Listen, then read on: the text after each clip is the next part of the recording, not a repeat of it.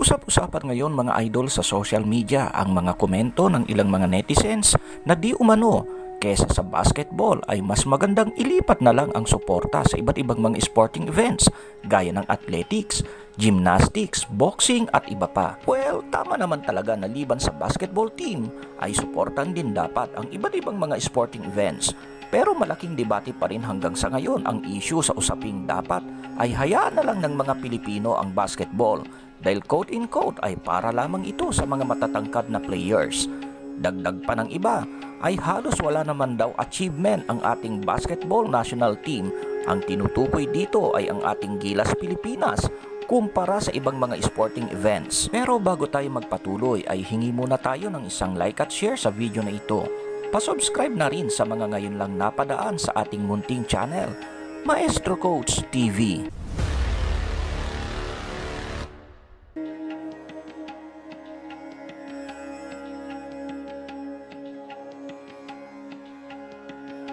So matapos nga na makuha ng Pilipinas ang gintong medalya sa gymnastics at sa kabuuan ay meron tayong 2 golds and 2 bronze so far.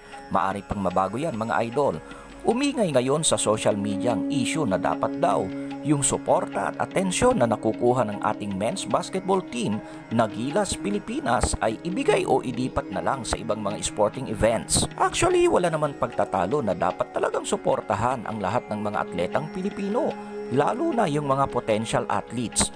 Pero ang dapat malinawan ng iba na ang suportang taglay ngayon ng ating men's basketball team o Gilas Pilipinas ay hindi naman purely nanggagaling lang sa pondo ng ating gobyerno.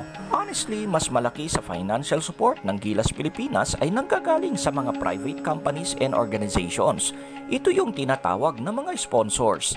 Ilan sa mga dati nang sumuporta o nag-sponsor sa ating national team ay itong Chooks to Go, ang Smart at kung ano-ano pang mga private companies.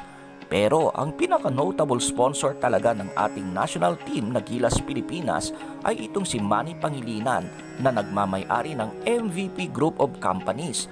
Nandyan din at nakikipagtulungan itong si Ramon Ang ng SMC. Isa pa sa isinusumbat ng ilang mga netizens, wala naman daw achievement ang ating men's basketball team. Well, mahirap na sabihin walang achievement ang mga ito. Dahil kung matatandaan natin mga idol, kamakailan lang na naging head coach itong si Coach Tim Cone sa Gilas Pilipinas. Pero nabigyan na nila agad tayo ng gintong medalya sa nagdaang Asian Games. At bago pa man nawala sa eksena itong si Coach Chot, kahit paano ay nagkampiyon naman tayo sa nagdaang Southeast Asian Games.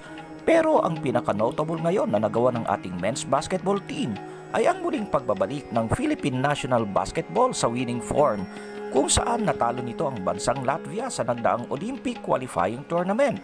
Hindi man natin nasungkit ang ticket noon papuntang Paris Olympics, pero malaking bagay pa rin ang pagkapanalo natin laban sa bansang Latvia dahil binasag nito ang kasaysayan kung saan ilang dekada na ring hindi natatalo ng Pilipinas ang isang European team. Dalawang klase ng suporta ang dapat malinawan sa isyung ito. Una, ang tinatawag na moral support mula sa taong bayan. At ikalawa naman ang tinatawag na financial support na nagmumula naman sa gobyerno at sa mga private sponsors. Pero ang tanong, bakit mas marami o malaki ang nakukuhang moral support at financial support ng men's basketball team gaya ng Gilas Pilipinas kumpara sa ibang mga sporting events? Well, simple lang ang sagot dyan mga idol. Alam naman natin na in terms of moral support, talagang basketball country ang Pilipinas.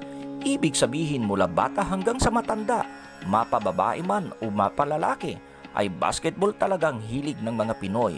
Mula pa nang sakupin tayo ng mga Amerikano at ipinakilala nila ang basketball sa ating bansa, ay hindi na nawala ang pagkahilig dito ng mga Pinoy basketball fans. At ang rason na ito ay correlated naman sa financial issue kung saan basketball talaga ang nagiging sentro ng mga sponsors kumpara sa ibang mga sporting events. Sa isang company kasi o kumpanya, hindi natin maialis na dapat sa paglalabas ng kanilang pera ay merong tinatawag na return of investment. Sa marketing kasi ay natural lamang na ang hanaping suportahan ng mga kumpanya o mga sponsors ay ang isang sporting event na mas pasok sa panlasa ng maraming mga Pilipino o mga tao, at yan nga ay ang larong basketball. Sad reality na aware lang ang maraming mga Pilipino sa ibang mga sporting events kapag dumarating na ang Southeast Asian Games. Asian Games at ang Olympics. Pero sa ibang mga local and international tournaments ay basketball lang talaga ang sinusundan ng mga Pilipino. Ito ang dahilan kung bakit masuportado ng mga companies o mga sponsors ang ating men's basketball team. Liban dyan, ang isa pang factor na dapat ding matawagan ng pansin sa issue na ito ay ang mass media. Mas nakikilala ang basketball sa ating bansa dahil halos ito rin lang ang sinusundan ng mass media in terms of telecast and exposure. Kaso ganun pa din ang principle nito. Partly ay di rin natin masisi ng lubusan itong mass media dahil kailangan din nilang magkaroon ng return of investment gaya rin ng ibang mga sponsors o companies. Pero linawin lang natin mga idol, ito ay general perspective lamang. May ilang mga companies din naman in fairness ang sumusuporta din sa ibang mga sporting events. Yun nga lang ay mas malaki talaga ang suporta na kanilang ibinibigay pagdating sa larangan ng basketball. Kumbaga, basketball kasi ang flagship ng ating bansa. Dahil sa realidad na ito, dapat mas lakihan pa kung gano'n ng ating gobyerno ang financial and incentive support para sa ating mga atleta.